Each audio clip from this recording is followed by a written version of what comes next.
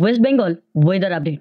সকাল থেকেই মুখ ভার আকাশের, ভারী বৃষ্টিতে ভাসবে কলকাতা সহ একাধিক জেলা। আজ শনিবার সকাল থেকে আকাশ কালো মেঘ, আমাবস্যার প্রভাবে যুক্ত হয়েছে বঙ্গোপসাগরে সৃষ্ট নিম্নচাপ। এই দুয়ের সংমিশ্রণে তৈরি হয়েছে ঘূর্ণাবর্ত, যার জেরে উপকূলবর্তী অঞ্চল থেকে শুরু করে পাহাড়ি এলাকাতেও ছড়িয়ে পড়ছে দুর্যোগের সম্ভাবনা।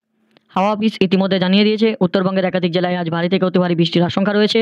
পাশাপাশি সমুদ্র হয়েছে উত্তাল, মৎস্যজীবীদের জন্য জারি করা হয়েছে সতর্কতা।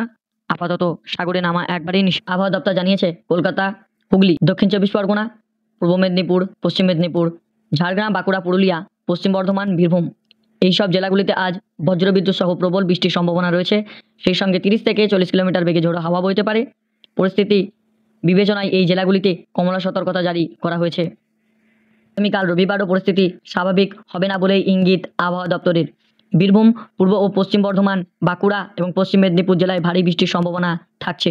অন্যদিকে আজ উত্তরবঙ্গে মালদা ও দক্ষিণ দিনাজপুরে, কাল জলপাইগুড়ি ও আলিপুরদুয়ারে বৃষ্টির পরিমাণ অনেকটাই বাড়তে পারে। উত্তরে নদীগুলি যেমন তিস্তা, তোস্তা এবং জলঢাকা নদীতে জলস্তর দ্রুত গতিতে বাড়ছে, যার ফলে নিচু এলাকাগুলি প্লাবিত হতে পারে। পাহাড়ি জেলাগুলির মধ্যে দার্জিলিং, কালিম্পং ধস নামার আশঙ্কা রয়েছে প্রবল বৃষ্টিপাতের কারণে। এই পরিস্থিতিতে রাজ্য প্রশাসন এবং বিপর্যয় মোকাবেলা বাহিনী সক্রিয় ভূমিকা নিয়েছে। প্রতিটি জেলার উপকূলবর্তী ও নদী তীরবর্তী অঞ্চলগুলিতে নজরদারি বাড়ানো হচ্ছে। সাধারণ মানুষ বাড়ির বাইরে না বেরোনোর পরামর্শ দেওয়া হচ্ছে। হাওয়া অফিসের পরবর্তী আপডেটের দিকে চোখ রাখার অনুরোধ জানাচ্ছে প্রশাসন।